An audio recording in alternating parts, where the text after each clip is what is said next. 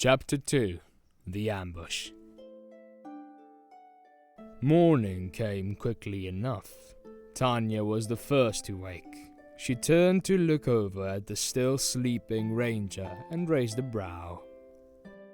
The griffin was still out cold, but given her positioning, it was obvious the griffin had gone through a night of restless tossing and turning. Given how her hind paws were laying pad side up on the pillow, where her head had originally been where she'd first gone to sleep.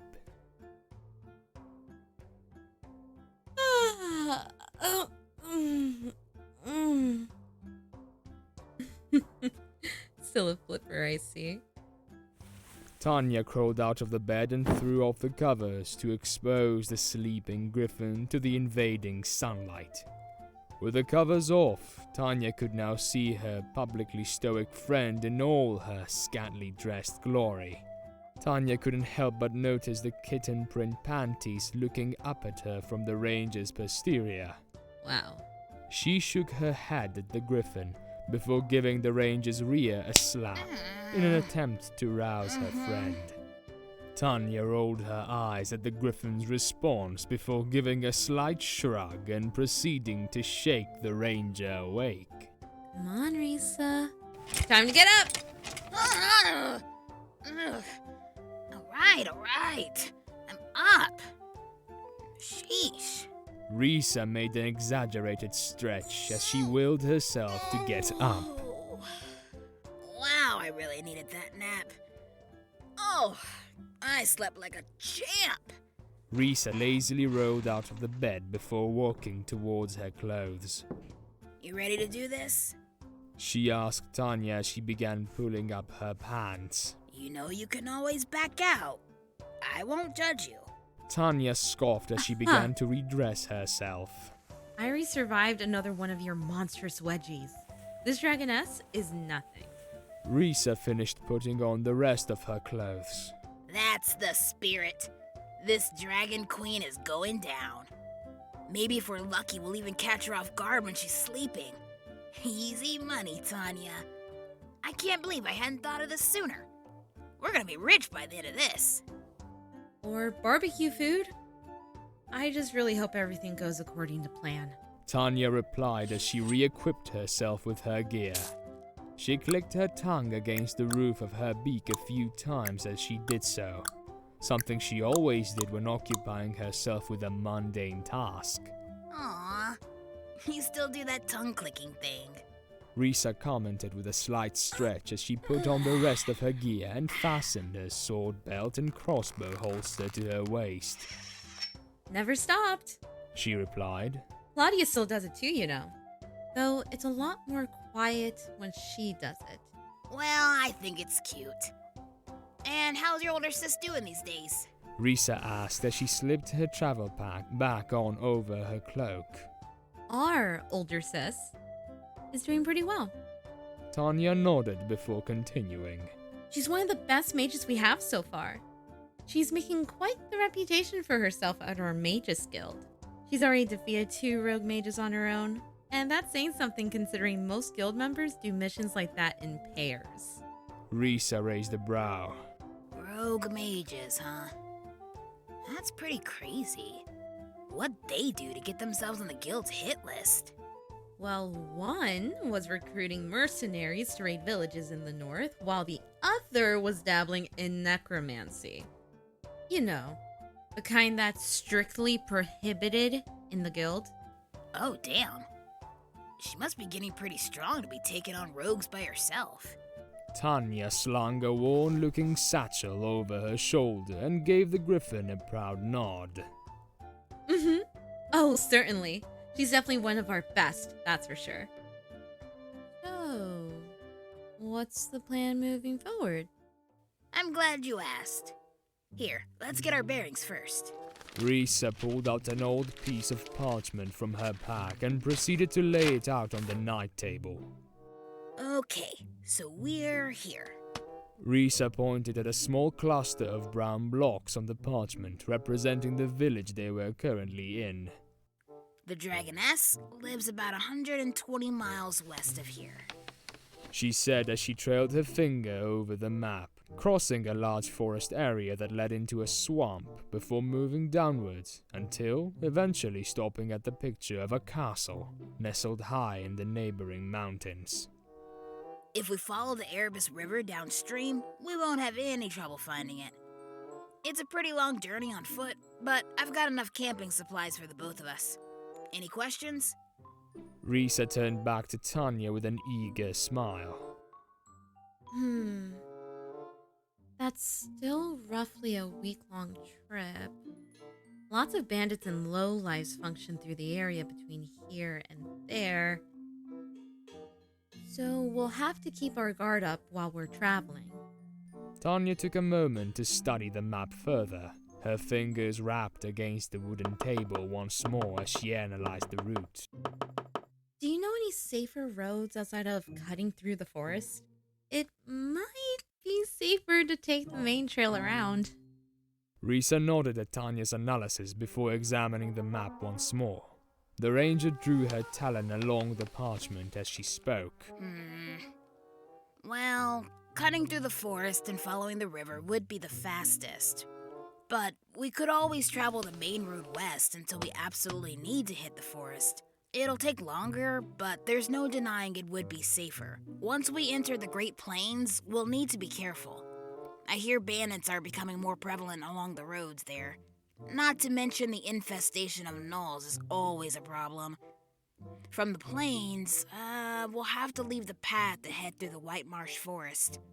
And once we get through, the swamp and dragon are just on the other side.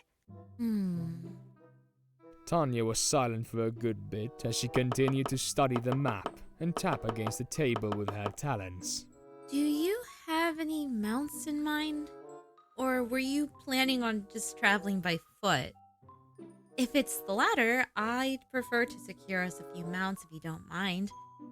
It'll certainly be easier on us and might even save us a day or two of travel. Risa raised a brow and glanced sideways at the magpie. You have mounts.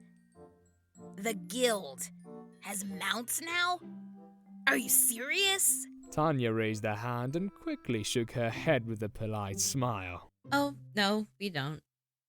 However, this region is home to many self-proclaimed tamers, or so I hear. I'm sure we could find one or two that sell them in town for a decent price. Tanya reached into her satchel and pulled out a small coin purse before shaking it to emphasize her point. Risa gave an understanding nod. The magic of money. Without another word, the ranger took the map and slid it back into her pack.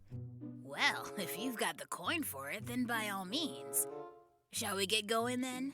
Risa asked as she gestured towards the door. Tanya simply nodded back before replying.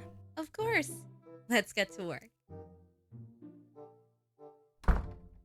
And with that, the two heroes made their way out of the inn and began their adventure. The first orders of priority, stocking up on items, rations and equipment, and finally acquiring a pair of mounts. Stocking up on food and gear wasn't very difficult and took less than half an hour. Finding mounts, however, proved a little more difficult than previously thought. After getting a few helpful hints in town, the duo headed south towards the small ranch on the outskirts of town.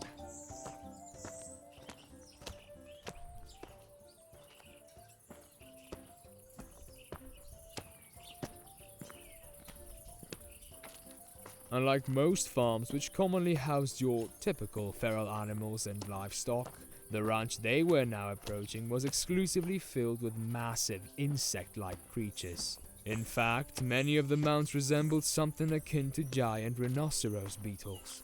As Tanya and Risa approached the ranch, they could hear the beasts of burden uttering docile chirping noises as they gazed on the grass in the fenced-in field.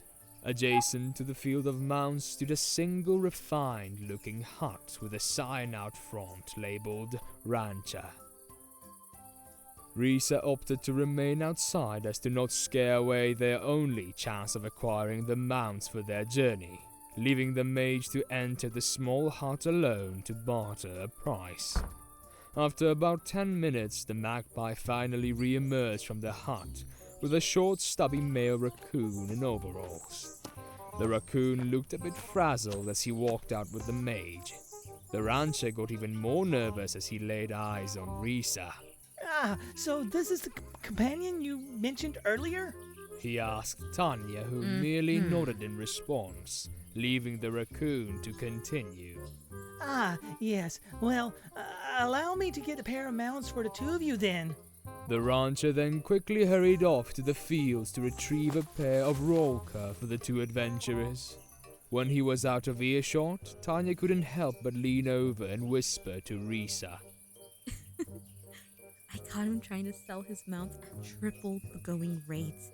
He won't be making that mistake again. Risa furrowed her brow questioningly and put her hands on her hips. Oh yeah? What did you do? Well, after he tried to sell them to me for 1,000 crowns each, I told him that anybody with a knowledge of business knows that only the royal trainers can charge that much and get away with it. So I politely asked him to lower the price. He refused, so I asked again, a bit more forcibly.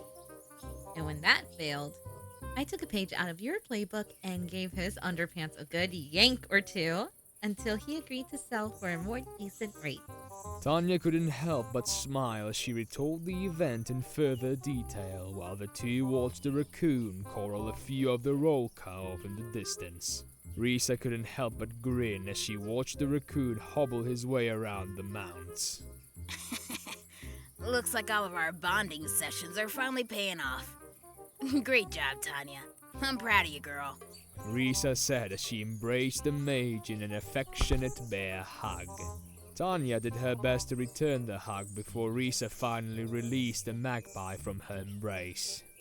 Thanks. You know, it's kind of funny actually. This all kind of reminds me of that one time when you dealt with that one kid who wouldn't stop hitting on me back in school. Yeah, well, that rat was asking for it. Like, he just wouldn't take no for an answer. It was pathetic. I mean, you were way out of that shrimp's league. Even I could see that. Plus, the creep was totally harassing you. And I wasn't about to let that just go on. That said, I might have gone a teensy bit overboard when I decided to teach him a lesson. In my defense, wearing tidy whities is like asking for a wedgie. It's like one of those unspoken rules, you know? If you willingly decide to go out wearing something that nerdy, then you really have no one to blame but yourself. It's like, come on, every street rat knows that. She said with a matter-of-fact kind of nod. Granted, I probably didn't need to pull them up over his head and all that. But I was younger and more impulsive then. I'm much more disciplined now. Tanya gave Risa a sidelong glance given the events of the previous night, but willed herself to keep her beak shut once more, lest she provoke the griffin into doing something unruly and possibly very painful to her behind. Ugh. And you remember how stained they were? It's like he only had the one pair. Ratlings are so disgusting. You know what, though? All things considered, I'd do it all over again in a heartbeat if it meant standing up for you. No one messes with Tanya Morghallis, unless that someone is me. Risa gave her friend a cheesy grin, to which the mage chuckled in return before shaking her head at the griffin's decree. I may have also told our raccoon friend here that you'd give him an even bigger yanking if he tried anything else funny. That's probably why he looked so terrified of you earlier. Well, that and the fact that you're a griffin, I suppose. That would explain the extra terror in his eyes. Risa noted as she eyed the raccoon making his approach back to the duo. I wonder whatever happened to that kid anyway, now that I'm thinking about him. Last time I heard anything, he went off to become some kind of merchant or something. Oh, good for him. I guess your method set him straight after all. The two shared an amused look as the rancher finally made his way back to the duo. Risa placed her hands on her hips as she stared down the stubby little rancher that had attempted to shortchange them. Here you are, two fine, outstanding mounts. You ladies should enjoy these two. They're sturdy, calm, and and comfortable. Right. I hope you enjoy them. The raccoon said with the most polite smile he could muster. We will be the judges of that. Tanya said as she took the reins of one of the mounts. Yeah, and you better hope we don't find anything wrong with him either. Or you and I are going to have a very long, painful talk when I get back. Got it? Risa threatened as she invaded the rancher's personal space, crouched a bit to look the raccoon square in the eyes. The rancher swallowed hard and quickly nodded back in response. Crystal clear. Won't be a problem, I swear. Good. Risa flicked the raccoon in the forehead for good measure. Next time, think twice about who you try to swindle, buddy. Ta-ta. Risa chirped before turning back to Tanya. Alrighty then. I think I've spent enough time around here as it is. Shall we get going? The Great Plains are at least a day's journey away. True. Let's get going then. With that, the two bid the terrified raccoon farewell, mounted their altar, and left the town to officially begin their journey.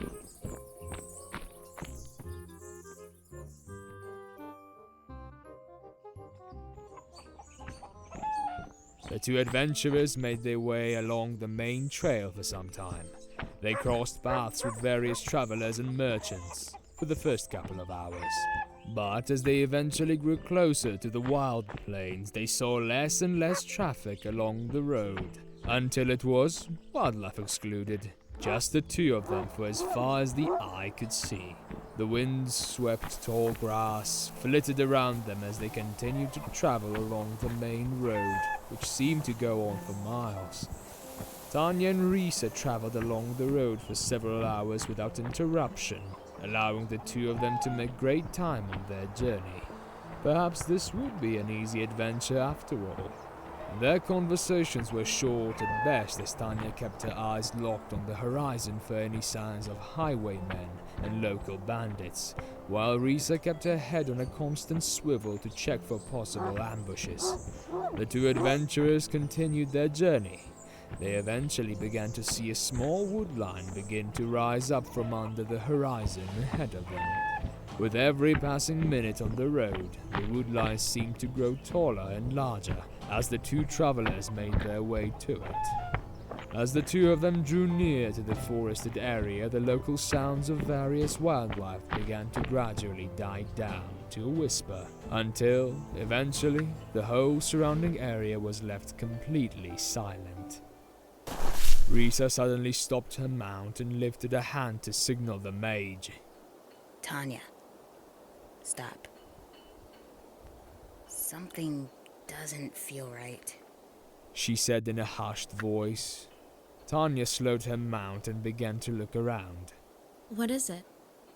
Listen, you hear that? Tanya closed her eyes in an attempt to focus her hearing, but all she could hear was the rustling of the wind against the grass. I don't hear anything. Exactly. I don't hear anything either. No birds, no rats, no wildlife at all. It's completely quiet out here. Risa leaned over her mount to peer over the tall grass and then shifted her gaze to the forest. Be on your guard. Risa ushered her mount closer to Tanya before moving forward again. And stay close to me. Tanya gave an affirmative nod and maneuvered her mount a few feet behind the griffin before the two continued forward and began to enter the small forest. They slowed their pace a bit as they focused on scanning their surroundings for any signs of trouble, but, as far as they could tell, they were completely alone. They traveled the dirt forest path for several minutes before eventually being halted by a series of cut-down trees blocking the road. Not good. That has trap written all over it. Tanya, get down. We need to... Before Risa could finish speaking, a barrage of stones whistled through the air. Most of them missed their marks, or bounced harmlessly off of the hardened shells of the roca. One of the stones, however, actually managed to hit its intended target. Ugh! Risa grunted in pain as a rock ricocheted off the carapace of her mount and struck her in the temple, knocking her off the roca. Tanya whipped her head in the direction of where the first volley of stones had come from and saw several more flying square in her direction. The mage threw up her hands with a yell and cast a defensive spell towards the incoming barrage, before the flying projectiles could reach their target. Several buckler-sized shields of magical energy manifested around the magpie, repelling the attack before phasing out just as quickly as they had been summoned. Eyes wide from the attack, Tanya quickly hopped off her mount and got into a crouch on the ground. She used the two roca as cover as she rushed over to Risa and kneeled next to the griffin, as the barrage of rocks continued to pelt their unaffected mounts. Risa! Risa, are you okay? Tanya quickly felt the griffin's head for any noticeable fractures. There didn't seem to be any. That was good news, at least. Risa had a nasty cut over her temple, but didn't seem too worse for wear, all things considered. The ranger dabbed two of her fingers at the cut and quickly withdrew her hand with a wince. Oh, stupid sling-throwing bandits. Risa shook her head slightly as she got herself up off the floor and positioned herself in a crouch as close to her mount as possible to use for cover. Tanya mimicked the griffin and took up position next to her, as the ranger unholstered her mini crossbow and held it at the ready while the volley of stones rained down on their position. Did you see anything? No, it all happened so fast. I see. Well, that sucks. Guess we'll just have to go and take a look then. Tanya gave Risa a silent nod. The two waited until they were sure their attackers were out of ammunition before slowly peeking out from behind the roca. A large rustling came from the woodline where they had just been assaulted, prompting Tanya to curse under her breath as she got into a battle-ready stance and prepared to unleash her magic on their would-be attackers. On the left side of the path, about 40 yards away, was a small cluster of ratlings garbed in various rags and patched clothing. They were all armed with nasty-looking blades in addition to the sling throwers that they were all carrying as ranged weapons, and each one had their faces covered by a cloth or scarf from the snout down. Behind them stood a large hyena-looking creature, almost the size of an ogre, standing at about 15 feet tall. Probably some sort of half-breed if Risa had to reckon a guess. One of them was carrying a two-handed crossbow over his shoulder as he walked out of the bush. He waved at the duo for a moment before calling out to them. Sorry for the inconvenience, but me and my boys are going to have to ask you to drop your weapons and stay away from the Ralqua. Look, I'm a busy rat, so I'm gonna make this simple. Give us all your stuff, and we promise to let you go with your lives. Resist, and, well, that outcome may not be so pretty. Risa clenched her teeth at the bandit leader's ultimatum. You can take your deal and shove it up your furry ass, you rat bastard. The bandit leader glared at Risa before turning to the rats surrounding him. Take him. Kill that idiot if you have to. And Nuke, bring me the magician. I want their loot. Go! The swarm of bandits charged forward as the apparent leader aimed his crossbow at Risa and fired. Risa ducked just in time as the arrow whizzed overhead, missing the ranger just by a few inches. Do you really have to call him that? Tanya said as she quickly ducked behind the roca as another volley of stones were angrily slung at their position. Yeah, That one's on me. In my defense, they did hit me in the head with a rock. Risa muttered as she quickly loaded a small metal bolt into her crossbow and racked it to the rear. She gave Tanya a curt nod, to which the mage reciprocated as she took up position on the other end of Risa's mount. Leave us alone, you creeps! Risa stepped out from behind the rollker and fired one of her crossbolts at the nearest charging bandit. There was a soft whistle as the projectile whizzed through the air before slamming into the upper chest of the ratling. The bandit flew backwards with a spin from the impact of the blow, and made a pained grunt as he hit the grassy floor with a thud. Risa unsheathed her sword just in time to parry an incoming swing from one of the other ratlings, as the swarm of rodents made it to her position. I'm counting at least 10 of them! Plus the no! Risa delivered a kick to the nearest rat's crotch after parrying its attack. The rodent let out a shrill, drawn-out squeak as it dropped its weapon and crumpled to the floor in pain. Gosh darn it, Risa. Tanya cursed as she was left to deal with her opponent, the half-ogre. She looked up at the creature a bit nervously as she cautiously approached it, but tried her best not to let the size of her opponent get in her head. Give it up, little birdie, and I promise not to eat ya.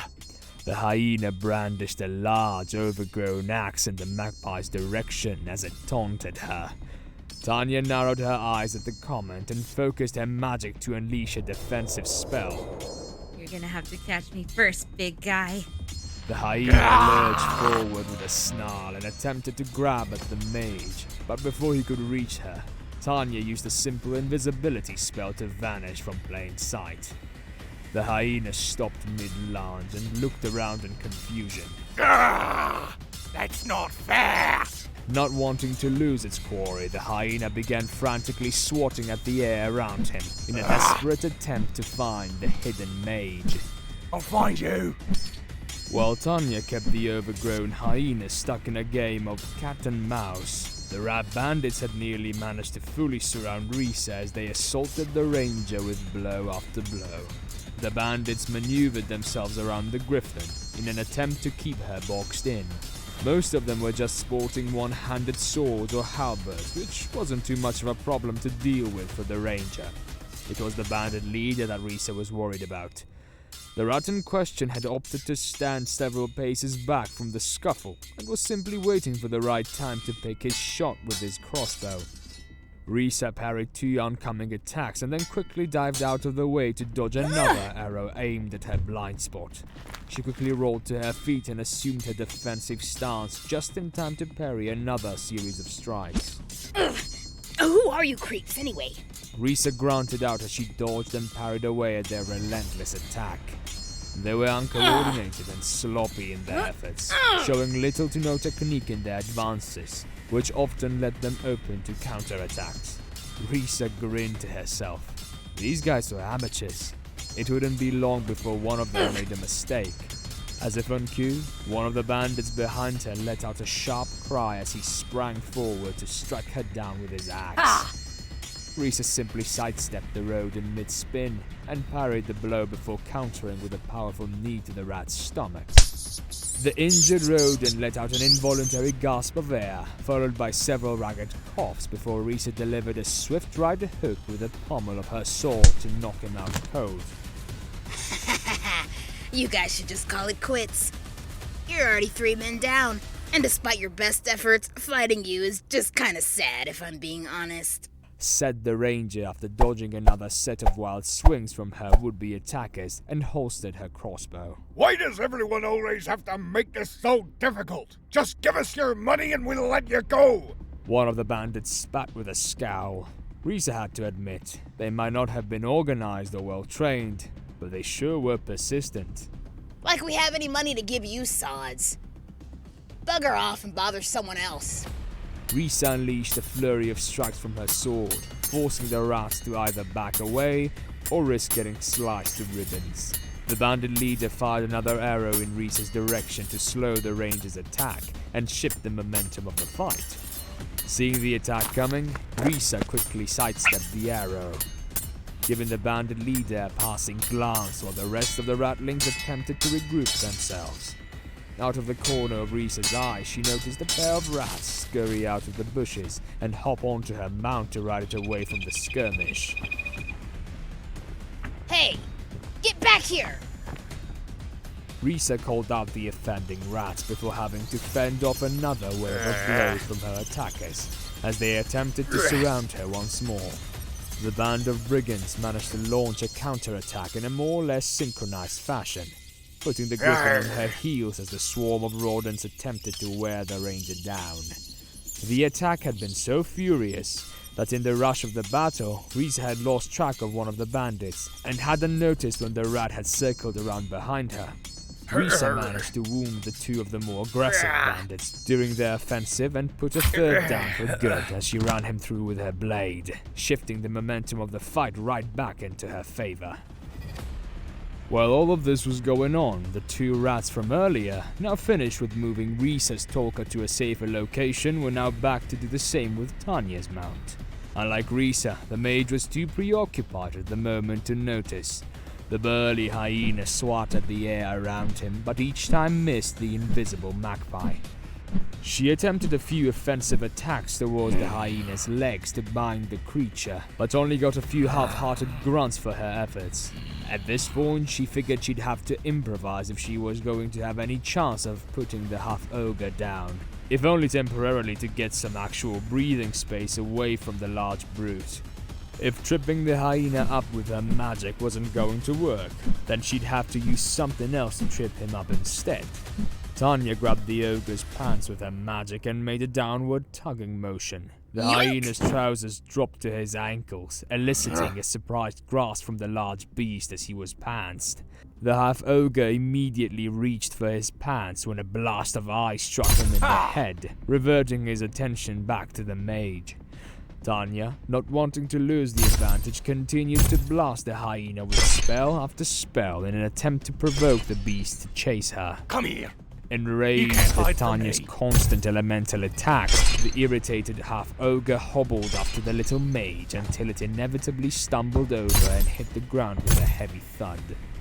Tanya couldn't help but let out a relieved sigh as she approached the downed hyena to restrain him with her magic.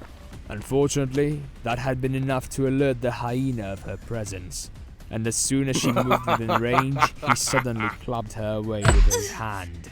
The attack connected as the half-ogre's fist slammed into Tanya's ribcage. The force of the blow broke Tanya's focus on her invisibility spell, rendering the magpie visible once more, as she was sent flying several feet back before hitting the ground with a thud. Tanya groaned from the strike and clutched her side as she stumbled back up to her feet in a slight daze. The hyena hobbled over to Tanya despite her best efforts to hurt or slow the half-ogre down. She cast her defensive shields as the beast approached her, but under the daze she was currently in, Tanya couldn't maintain enough focus to keep the shields up for long. The hyena began slamming his fists into the small magical shields. The magical barriers held for the first few blows, but eventually broke under the constant barrage of the beast's fist. Tanya let out a strained gasp as the last of her shields shattered under the half-ogre's might. She turned to run, but was immediately grabbed around the waist and raised into the air.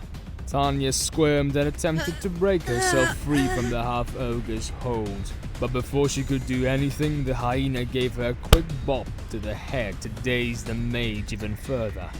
Tanya grunted from the hit and nearly went limp in the hyena's hold as she desperately tried to keep herself from passing out. The beast then proceeded to gather up its discarded apparel before slinging the mage over its shoulder as it made its way back to the others. Risa wasn't doing much better. So far she'd managed to incapacitate 4 of the brigands and wound 2 of the more aggressive ones, but it was obvious that the fight was wearing her down. Every so often she'd parry and find an opening to strike, but another incoming attack from the neighboring rat would stop her from dealing any major blows without getting hit herself. Risa made a flourish and prepared to move on to the offensive once more when she felt something like a boot smack her hard on the inside of her ankle, sliding it outwards by a few feet and causing her to lose her balance. It was followed by a second, even harder smack to her ankle, done in the same way as before, again moving it beyond her center of balance as if trying to get the ranger to perform the splits. Risa grunted to each blow to her ankles, but it was the third blow that knocked the wind out of her as a quick, devastating swing came flying upwards from the ground and slammed directly into the griffin's crotch. Risa's eyes went wide as saucers as she was briefly carried into the air by the momentum of the blow to her kitten maker. Risa gasped before choking in a ragged breath of air. Her eyes teared up slightly and her knees knocked together weakly as she struggled to hold up her sword in a defensive stance. Really? Not so fun when it happens to you, is it, Ranger? One of the bandits weakly taunted as he struggled to pick himself back up from the fetal position after receiving her blow from earlier. Risa's knees wobbled as she took a shaky step forward to attack one of the rats, but the bandit in question simply knocked her blade to the side before kneeing the ranger in the crotch for a second blow beneath the belt. Risa yelped with a cough as she dropped her sword and moved her hands to her crotch before collapsing to the ground in a rather undignified fashion. Her upper torso laid flat on the forest floor and her waist propped up in the air with her knees tucked up under her stomach. Risa mewed on the ground while the rats chittered in victory around their newly defeated opponent. The half-ogre joined the rest of its comrades and dropped Tanya next to Risa before putting its pants back on. Tanya laid limp on the ground, hoping not to anger the rats any more than they already were. The rats cackled at the sight of their quarry. One of the younger ones even went so far as to plant their foot on Risa's ass to strike a pose. Victory is ours, boys! Seeing that the ranger was incapacitated, the bandit leader quickly pulled out what was unmistakably a healing potion and ran over to the rat that had been stabbed from earlier. He handed the vial over to the mortally wounded bandit before proceeding to repeat the process with the ratling that Risa had shot from earlier. The rest of the rats gathered around their newest prisoners while their leader tended to the wounded. Cheeky little blighter. That griffin cut up me on pretty good, she did. Must be carrying something pretty valuable to make him fight like that. Do you want us to off him, boss? No. If they've already hidden their coin somewhere, they won't be any good to us dead. The leader called back as he busied himself with waking up the rat that Risa had knocked out from earlier. Tie him up for now, and make sure to strip him first this time. I don't want these two to escape like the last ones did, just because one of you sorry lot was too lazy to check them for hidden knives. The bandits uttered a collective affirmative before bursting into a cacophony of chitters and squeaks as they went to work. The half-ogre, in an eye-for-an-eye fashion, opted to disrobe the mage, flipping her robes over her head and roughly yanking her pants off. Two of the rats in turn piled onto Risa, keeping her wrists pinned to the floor as the rest of the rats reveled in their victory. One of the rats whistled as he caught a glance of the mage in her underclothes. Don't you touch her, you filth! Risa yipped as a rat holding the rope gave another swift kick to her groin, causing the griffin to thrash around in pain. Quickly learning that getting angry wasn't doing her any favors, the ranger took a few moments to slow her breathing and compose herself. Would you kindly, please stop hitting me there? Quiet, you! Another rat commanded as the group ogled at the mage's granny panties. My. Would you look at what she was hiding under there? Oh, now those are cute. I wish I could afford something like that. Must be like Sitting in a cloud. That's gotta be silk. That's silk, right? They must have been loaded, boss. We just hit the jackpot. It took a few minutes, but the rats surrounding Risa eventually managed to strip the griffin of all of her armor and were now busying themselves in the process of removing the ranger's regular clothes. The bandits went to remove the tunic first, revealing a light baby blue bra underneath. The group of rats snickered as Risa did her best to keep from showing her embarrassment. You know, you were a real pain to deal with, you stupid chicken. You were talking pretty tough before, but let's see you act tough now. One of the rats taunted before proceeding to tear off the griffin's pants, exposing her unmentionables. There was a brief pause in the chatter as the rats eyed the griffin's behind before bursting into laughter. The rats holding the rope went to work once both prisoners had been relieved of their outer apparel and began binding their hands together. Hey, check these out. For a ranger, you sure do wear some nerdy underwear, lady. And we all know what nerds deserve, don't we, boys? The youngest of the pack made a yanking gesture to his peers, to which they all cheered. You gotta be shitting me. Risa subconsciously curled up her tail in a futile attempt to cover her undignified unmentionables. Sorry, sweet cheeks. I don't make the rules, I just carry them out. Not like you can really blame me here, though.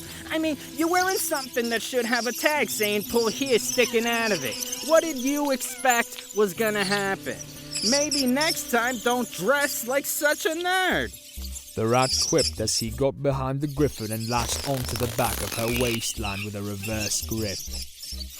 Without another word, the rat yanked Mrs. Panties to his chest. It might not have been so bad if the other bandits hadn't kept her body pinned to the ground. Consider this as a token of our appreciation for all the trouble you caused us, jackass.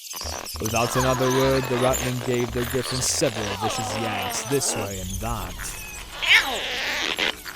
Okay, ow! I get it. You can stop now. I get the point. Risa rasped out as the bandits continued to laugh at the ranger's expense. Hold her head up.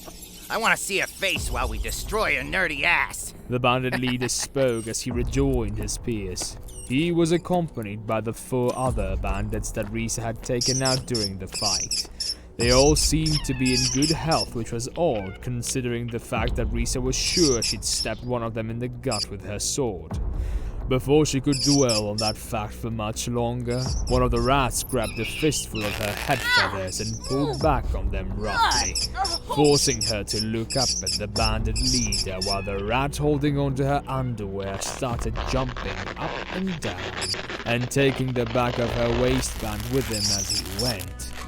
Risa locked eyes with the rat leader and tried to spite him with a fierce glare, while she bit her tongue as she was effectively being bounced by her underwear.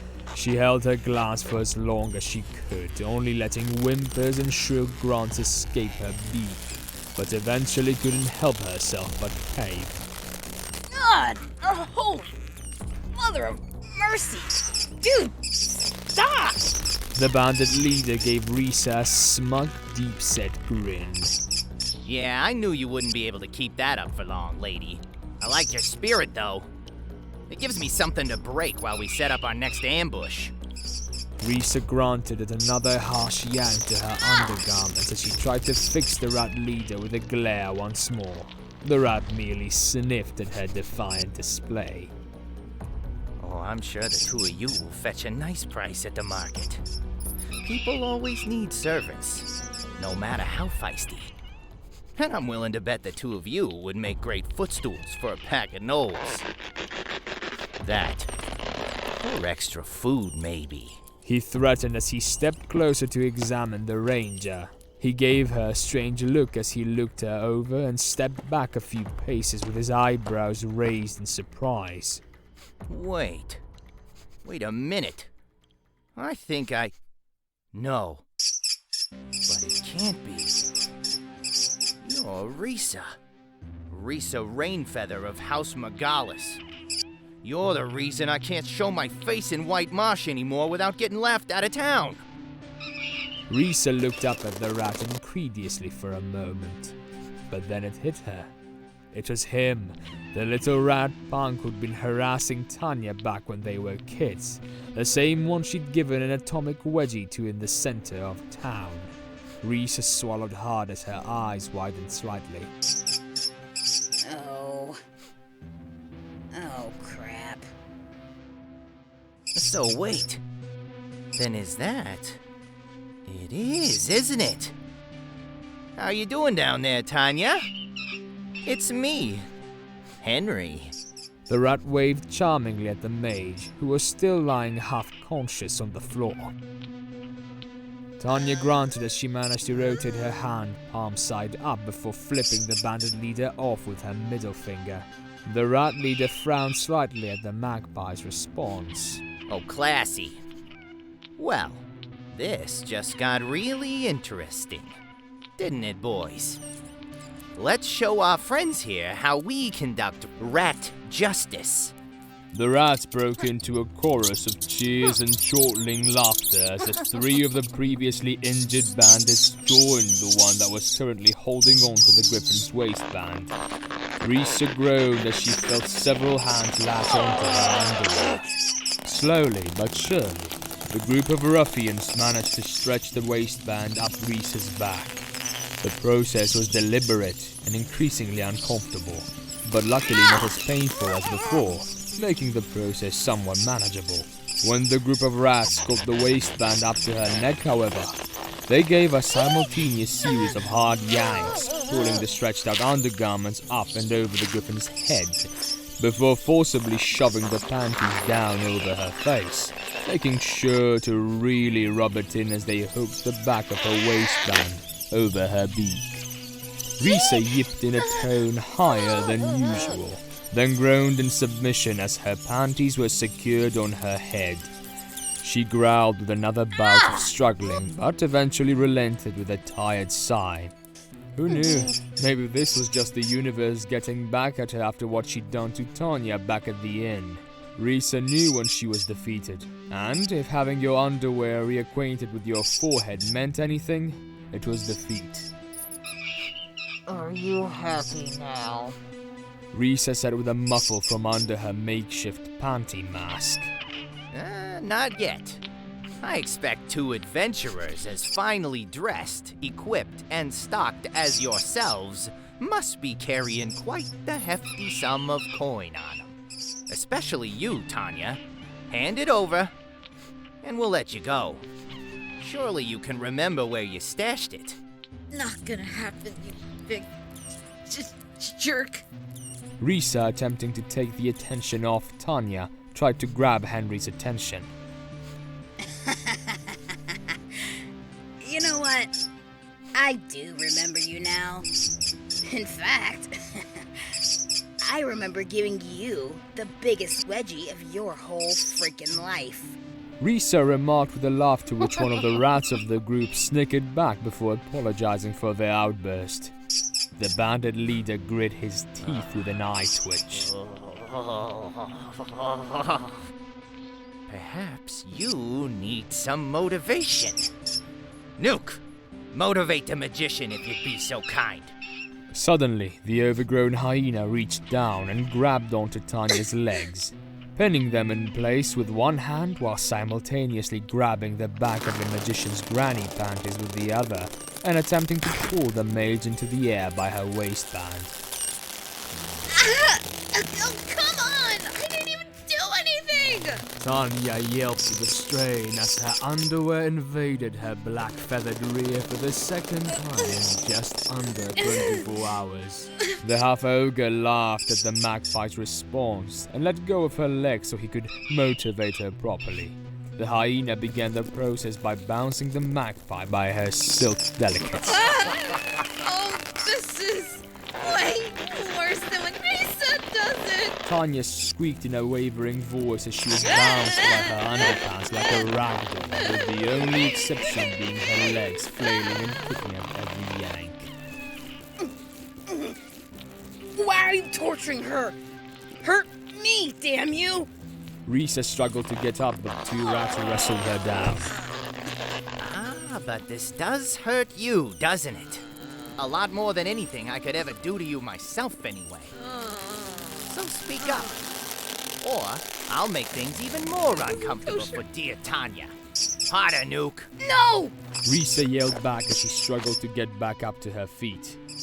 Encouraged by the bandit leader, the half-ogre decided to go for broke and pressed down on Tanya's shoulders while simultaneously pulling up on the magpie's waistband, finishing the poor bird off in an atomic wedgie, much to the rat leader's satisfaction. That'll do for now, Nuke. I think we made our point. He said to the half-ogre before addressing the two adventurers once more. You know, I'm normally a very patient rat. But I'm getting pretty tired of your shit right about now, ladies. Risa already cost me 4 healing potions on my men. And those things aren't cheap, you know. If Tanya's father wasn't the Archmage of the Mages Guild in Whitemarsh, I'd have killed both of you and been done with it. You're lucky his name carries a lot of weight around here. Even in the seedier circles of society. That doesn't mean I won't hold you for ransom in a heartbeat. If you don't, start cooperating. Henry looked over at Tanya, who was being set back down on the ground with her new wedgie still intact. Your father's a rich man, so I know you have a hefty amount of coin lying around somewhere. So either speak up, or I'll be forced to send a letter to dear old Dad. And I'm pretty sure neither of you want that. Risa sighed at the ultimatum. She didn't like the sound of losing all their gold, but having Tanya's dad rescue them and see them like this was way worse, especially considering that they'd just barely begun their adventure. With no other real option, Risa slumped her shoulders and let out a sigh. Okay, let's talk. Henry nodded at his peers, and the group of bandits lifted the ranger up onto her knees. Talk, then. Listen, Henry. I've reconsidered your first offer. You don't need to do any of that. I've got about 50 crowns on me. Take that, our supplies, and one of our mounts. That'll more than cover your losses. Let us go, and I swear we won't say anything. A smug little smile etched on his dark face as he took in the sight of his old bully with their childish panties stuck over her head. Only 50 crowns? I know you're carrying more than that to have bought these 2 mounts of yours. Do you really think I'm some damn fool? Henry asked angrily as he turned around and slapped the griffin with his tail. Ah! Shit! Risa shouted in pain as the rat's tail struck her in the face like a whip and nearly knocked her back to the ground. Henry hit her 2 more times with his tail before Risa finally conceded. Oh! Okay! Ow! I said okay! Damn! Oh, talk! Just stop it with the tail thing. That shit stings. Okay, so where's the money? I want my answer, kitten. Henry teased as he bent over and gave the griffin a noogie to add insult to injury. Beaten and out of ideas, Risa reluctantly nodded back. There's 300 crowns in one of my wineskins. That's all I have. I swear it. Henry smiled and patted Risa on the cheek. Good girl. You're lucky I'm a reasonable man. Nuke really wanted to eat you. He gestured at the slathering half-ogre. But I figured you'd cough up a pretty hefty amount of coin if persuaded enough. Henry gave a nod to his peers, who in turn unceremoniously dumped the ranger to the ground. That, and I really didn't want to have to deal with your father and the Mages Guild. Farewell, Risa. Try not to get your panties in a twist on your journey. Henry laughed as he flitted a knife in their direction. The knife landed harmlessly on the ground a few meters away from the duo. Not wanting any more to do with the gang of rats, the two recovering adventurers laid on the ground for several minutes as they waited for the crew of bandits to make their leave before attempting to move.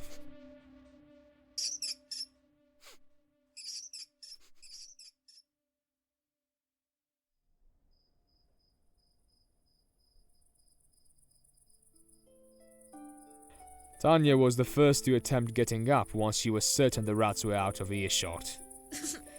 The sore magpie groaned as she crawled over to the knife to cut her binds. Once her hands were free, the mage immediately removed her underpants from her head and fell back with a relieved sigh. The magpie winced as she dug the panties out of her rear and got off the ground. I should really think about going commando sometime. You alright, Risa? My ass. Ow. Risa weakly tried to work her way back up to her feet. Oh. Do me a favor and untie me, please. Right. Tanya grabbed the knife and made her way over to the ranger to cut the griffin's binds. With her hands loose, Risa immediately pulled the panties off her head, letting the fabric snap loosely to her waist. The ranger was quiet for a long moment as she tried to process what had just happened to them. That sucked. Tanya looked over at the stuff that hadn't been taken. The bandits hadn't left them with much to go on, but it seemed to be enough to make it to the next town over. They took our pants. Of course they did.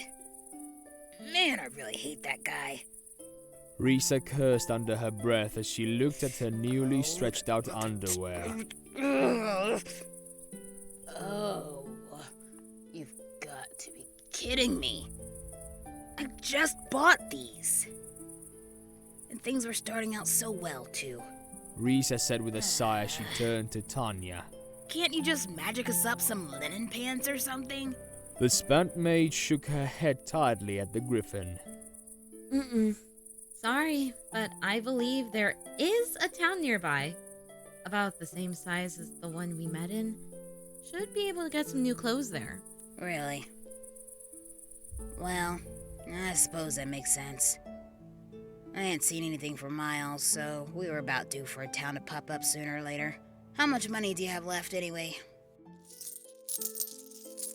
200 or so crowns? Tanya rose to her feet and went to retrieve her mage's robe. Come on. Kingsdale should be a few miles west of here. Risa daintily picked the cotton out of her cheeks and went over to pick up her clothes. Yeesh. Next time you complain about getting a wedgie, I'm gonna give you a bit more sympathy, Tanya. Risa quickly went about putting on her discarded tunic and re-equipped her stripped-off pieces of armor before slipping her cloak back on to shield her lower half from view. Tanya walked over to her rocker and mounted it with a grunt. Risa opted to stretch her legs and walk for the time being. You managed to save any weapons? They left my sword. Guess they didn't want us to be too helpless. Took everything else, though. Hey, Tanya, I'm sorry. I couldn't help you back there. I failed you big time. Tanya looked down at Risa and gave the griffin a faint smile to cheer her up. It's no big deal. We were kind of outnumbered, so it's not your fault. Risa shook her head. No, it was. I should have kept us out of the forest. I should have seen the signs earlier. Should have let you handle the negotiation too. All I did was nearly get the two of us killed. We're lucky they let us go like that. I really screwed us up. Risa said with a clench of her fist. Tanya frowned at Risa's words and looked at the path ahead of them. Maybe you did. So what are you gonna do about it? What? Risa sniffed and looked up at Tanya. The magpie continued looking straight ahead as she spoke up once more. I said, what are you going to do about it? Dad always says you can either learn from your mistakes and become stronger, or let them consume you. But only you can make that choice. If you believe that you can do better, prove it. Be better. But don't let these things get you down just because you made a few stupid mistakes. Tanya looked down at the griffin and gave her a warm, reassuring smile. What happened is in the past now. We're alive, and that's all that matters. There's no point in thinking about the what ifs. What you should have done, what you could have done. You did what you thought was right at the time, and that's all there is to it. We all make mistakes.